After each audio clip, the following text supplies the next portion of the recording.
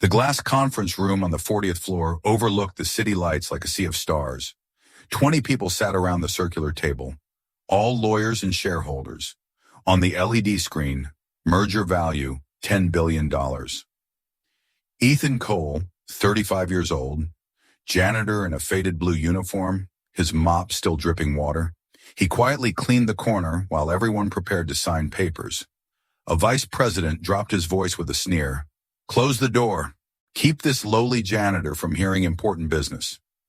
Ethan quietly turned around, eyes meeting the CEO. "Ma'am, you know this contract is missing something?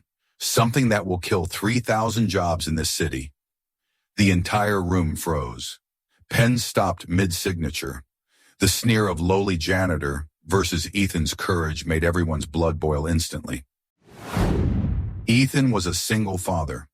His wife had died of heart disease 3 years ago. His job, night shift janitor at the corporation. His daughter Ava, 8 years old, was talented at drawing. She often slipped pieces of paper into her father's shirt pocket. Drawings of golden keys with the message, "Dad, you open locked doors." Tonight was unusual. Ethan was working the late shift when the board meeting about the merger ran long. A lawyer placed his leftover coffee cup on Ethan's cleaning cart without looking up. "Cleaning people should just stay quiet," the man said dismissively. Ethan pressed his lips together and lowered his head, but his eyes carefully noted every word in the merger contract left on the table. He had a secret no one in this building knew. Before his wife got sick, before medical bills destroyed their dreams, he had studied law for 2 years, top of his class. He dropped out to work 3 jobs and care for his dying wife. The law degree never happened, but the knowledge remained. As he moved around the conference room, emptying trash and wiping surfaces, his eyes caught fragments of merger documents scattered across the table. He shouldn't look, but something felt wrong. Hidden in the fine print was Section 14, Appendix B. It allowed transfer of 40% of production to Southeast Asia. 3,000 factory workers in this city would lose their jobs overnight. 3,000 families. 3,000 children like Ava. He kept cleaning, heart pounding, trying to convince himself it wasn't his place to speak up. He was just the janitor. But then he thought about Ava's drawing in his pocket. "Dad, you open locked doors." The lawyers were laughing, discussing weekend plans while preparing to destroy thousands of lives with their signatures. "Almost ready to sign?" someone asked. "Just waiting for final approval," another replied. In his shirt pocket was today's drawing from Ava, a golden key with wings, and beneath it, "Dad, you open locked doors." She drew him a new key every week. Her way of saying his job mattered, even when the world made him feel invisible. The lawyers treated him like furniture, talking around him as if he didn't exist, as if he couldn't understand their sophisticated business language. But Ethan understood every clause, every subcategory, every legal loophole. When he heard them preparing to sign, Ethan couldn't bear it anymore. "Ma'am, you know this contract is missing something. Something that will kill 3,000 jobs in this city." The room fell silent. Eleanor Shaw, the CEO, looked up with sharp eyes. 40 years old, razor sharp, having remained silent until now, just observing. Now she stared directly at Ethan. The vice president sputtered, "This is completely inappropriate. Security should—" Eleanor raised one hand. The room went quiet. "What did you say?" she asked Ethan, her voice calm but commanding. Ethan's hands trembled as he gripped his mop handle. He had crossed a line there was no coming back from. But he thought about Ava, about 3,000 other children who deserved better. "Section 14, Appendix B," he said quietly. "The production transfer clause. Where are you watching this video from? And what do you think when an ordinary person dares to speak truth to power? Share your thoughts and remember to subscribe to continue this journey." The tension was thick enough to cut with a knife. A shareholder snapped aggressively, "Who gave you permission to speak?" Ethan gripped his mop tighter. "Section 14, Appendix B. The contract allows transfer of 40% of production to Southeast Asia. That means 3,000 factory workers right here in this city will lose their jobs. Didn't you read it carefully? The room erupted in public humiliation. The lawyer laughed mockingly. You think you're somebody? A janitor reading billion-dollar contracts. Several people burst into laughter, mocking him. Then came the emotional detail. Ava called FaceTime during her study break, seeing her father being humiliated, and softly asked, Dad, do they think you don't know anything? Ethan choked up. Eleanor Shaw, the central character, was 40 years old, sharp as a blade, with unreadable eyes. From the beginning until now, she had remained silent, observing Ethan. Everyone quiet. The authority in her voice was absolute. The room fell silent instantly.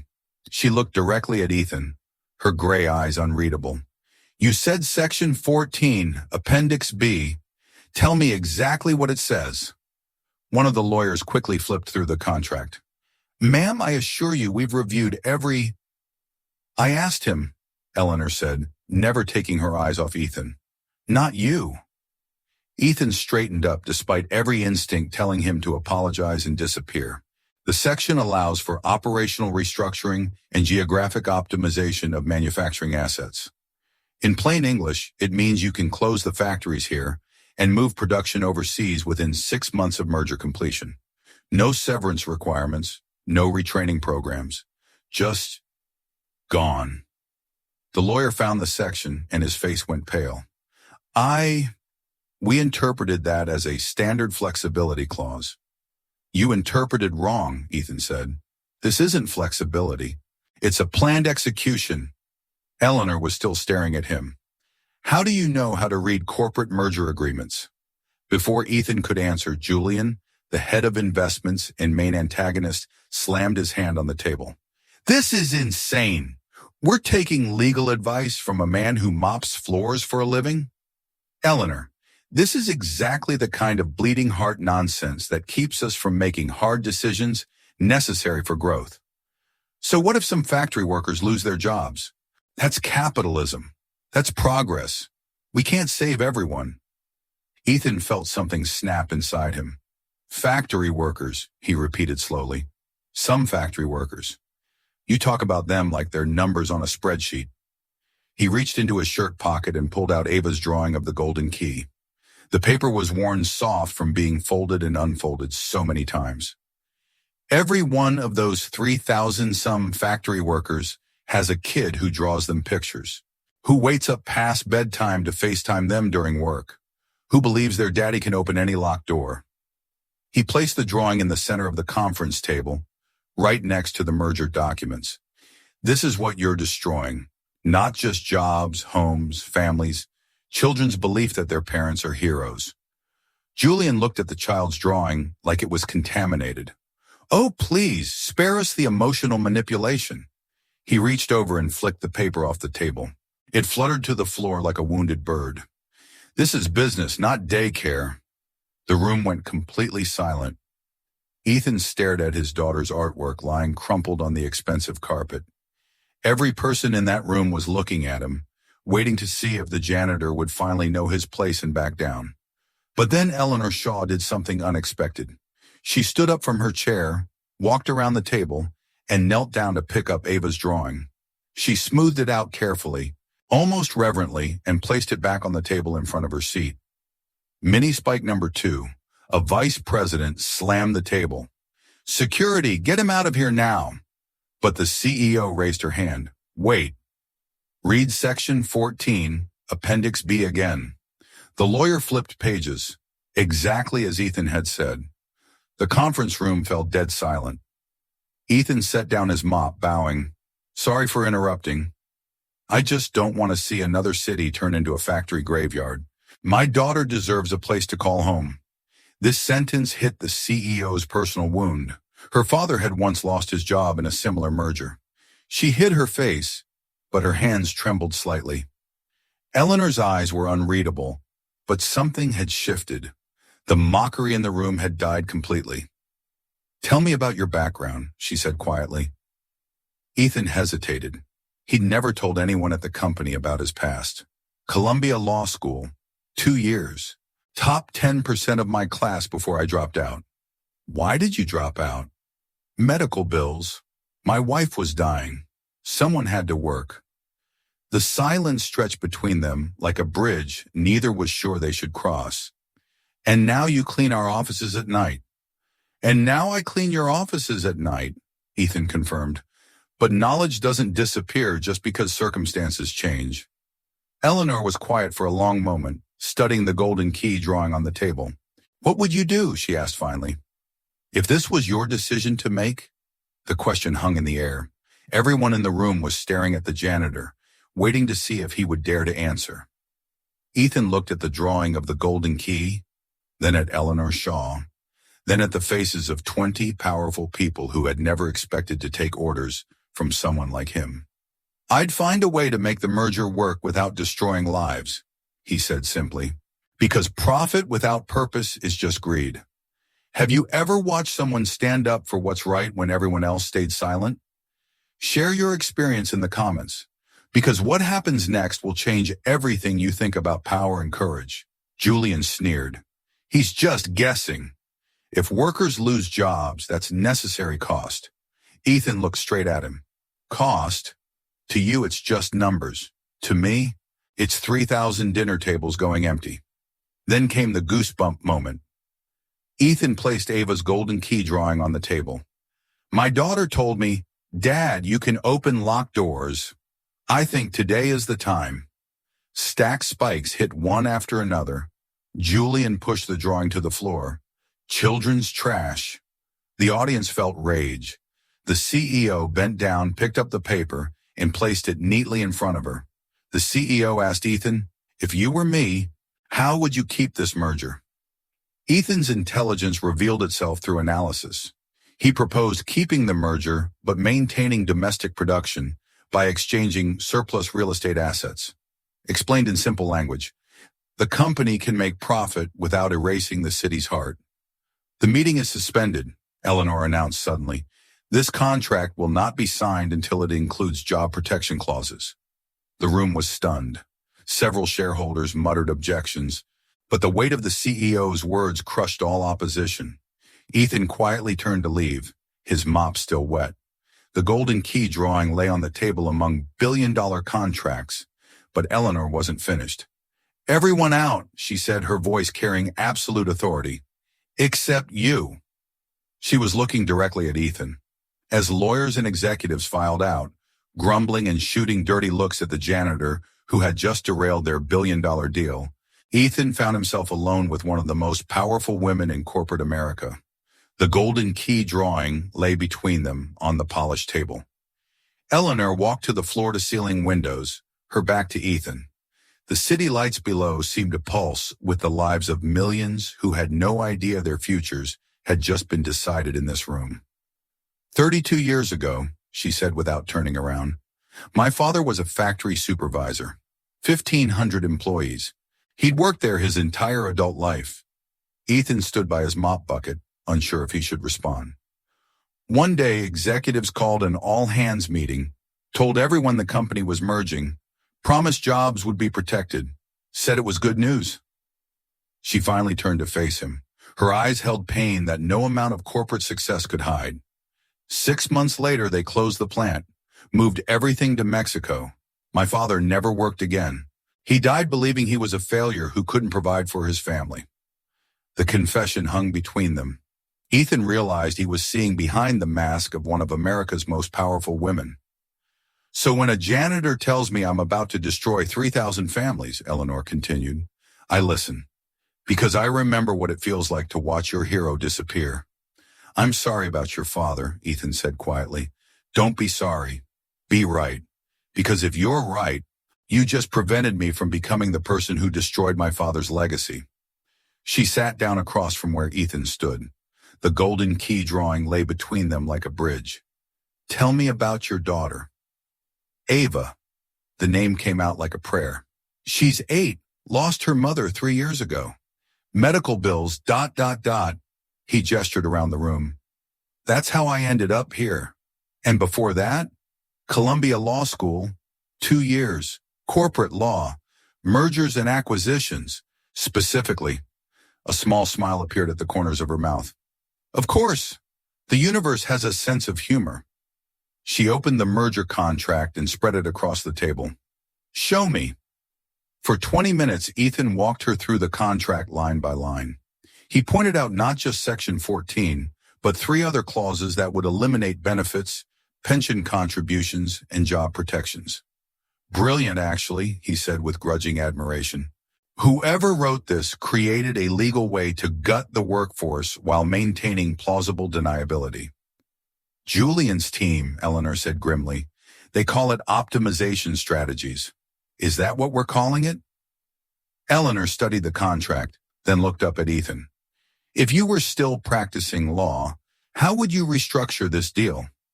For the first time in 3 years, Ethan felt his legal mind fully engage. Real estate, he said immediately. The company has 47 commercial properties statewide, most underutilized.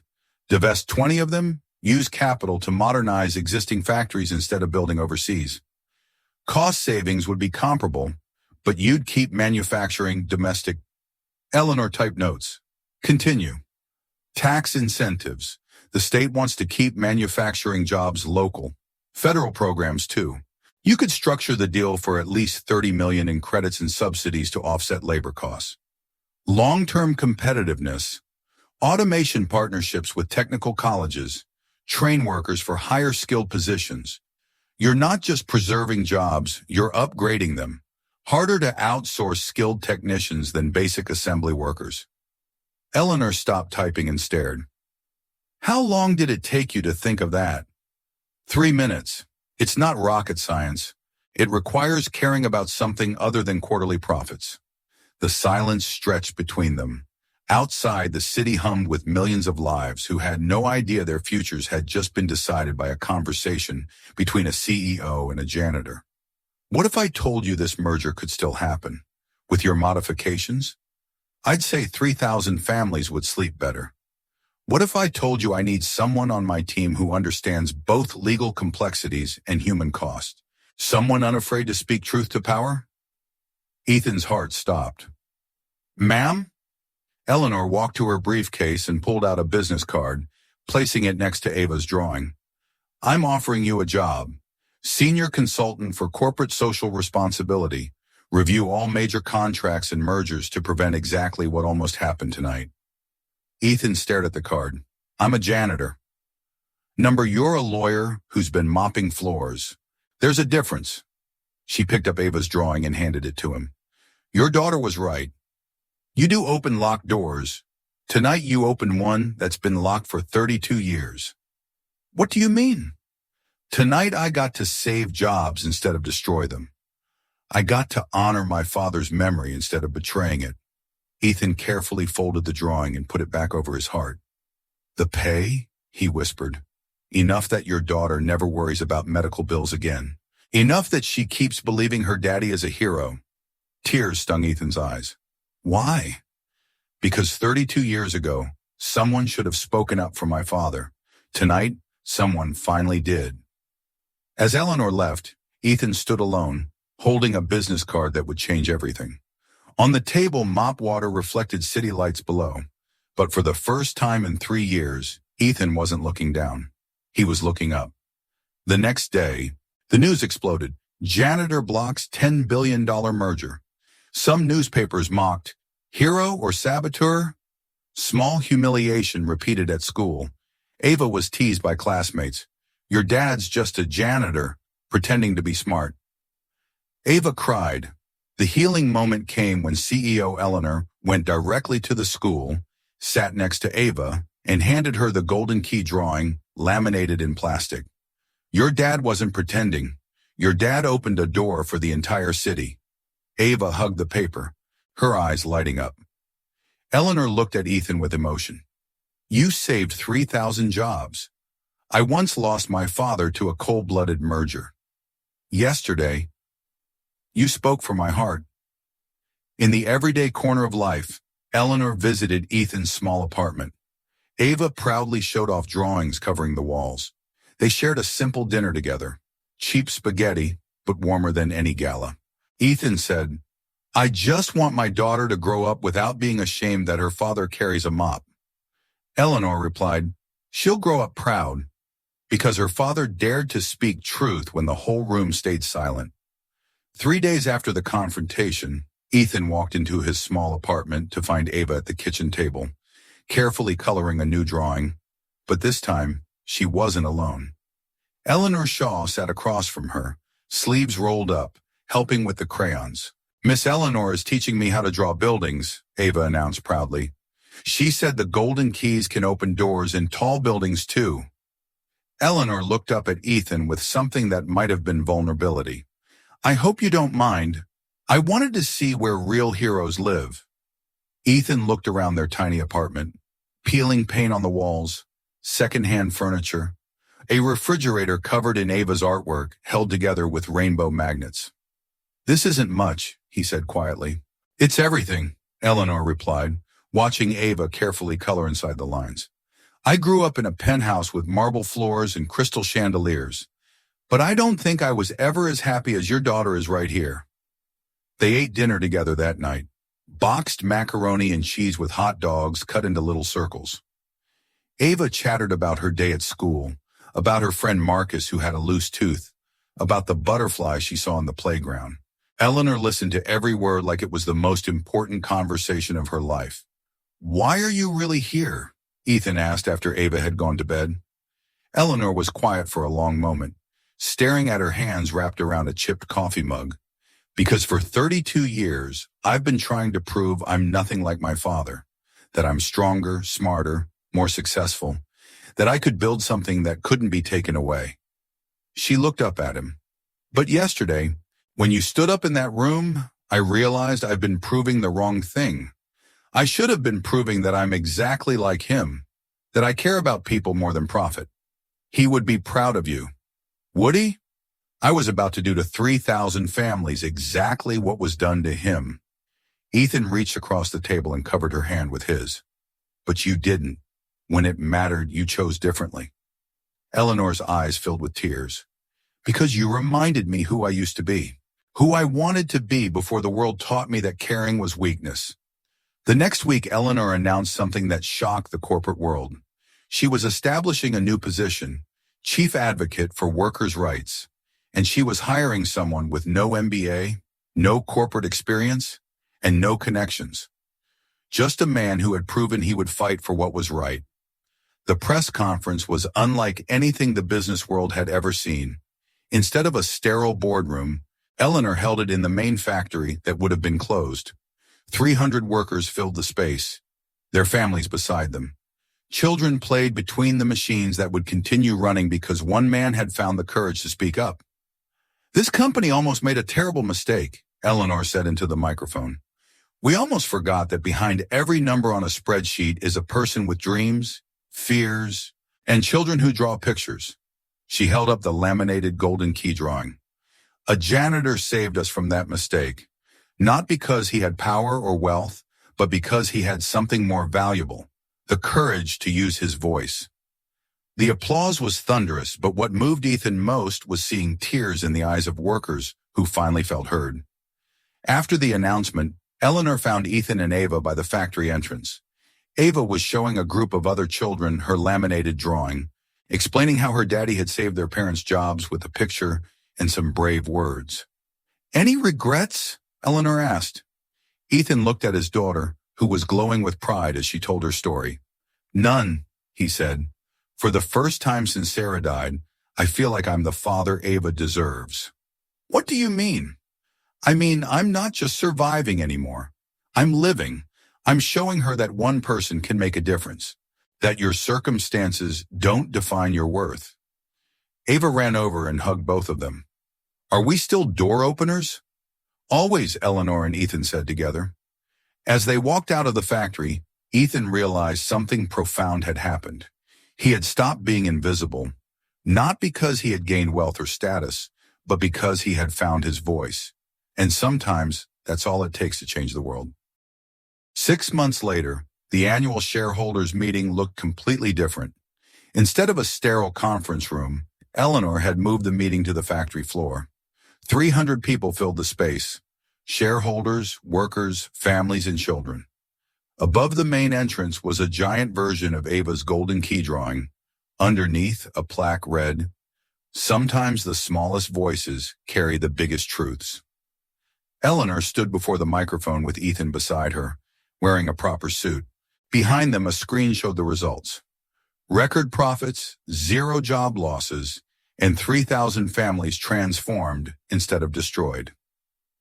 6 months ago, Eleanor began, this company almost made a $10 billion mistake. We almost forgot that behind every number is a human being with dreams and children who draw pictures. She gestured to the golden key above. A janitor saved us from that mistake, not because he had an MBA, but because he had courage to speak truth to power. Today, I'm announcing the Golden Key Foundation. Every major corporate decision will be reviewed by a panel, including frontline employees. Because people who clean our offices and operate our machines often see things boardrooms miss. She turned to Ethan. Would you like to say something? Ethan stepped forward, still amazed his voice mattered in a room full of powerful people. 6 months ago, I thought I was a failure. I thought success meant having more. More money, more status, more recognition. But my daughter taught me different. He found Ava in the front row, holding a new drawing of a city full of golden keys floating like stars. She taught me success isn't about what you accumulate. It's about what you contribute.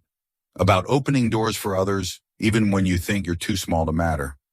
I used to think I was just a janitor, but I learned there's no such thing as just anything. Every job has dignity. Every voice has value.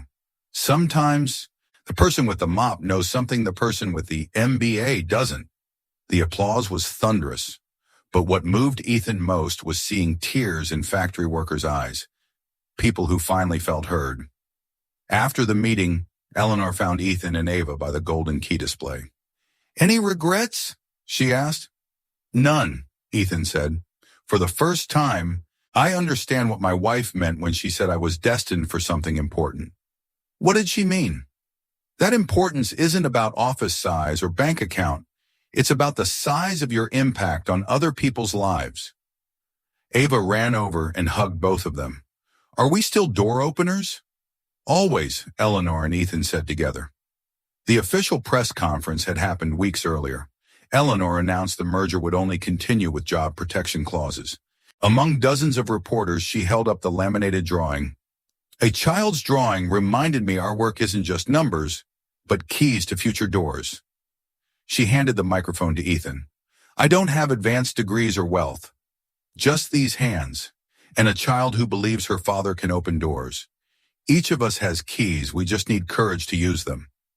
Ava ran onto the stage, hugging her father. Eleanor placed her hand on Ethan's shoulder, 3 people standing together before camera flashes. I learned that sometimes one honest sentence can change everything. You don't need power to be heard. You just need truth and courage to speak it. Every person has the ability to open locked doors for others. The question isn't whether you're qualified. The question is whether you're brave enough to try. If you believe one person speaking truth can change the world, subscribe Hero Dad's Stories to share these stories of courage. Tell me where you're watching from, because every voice matters.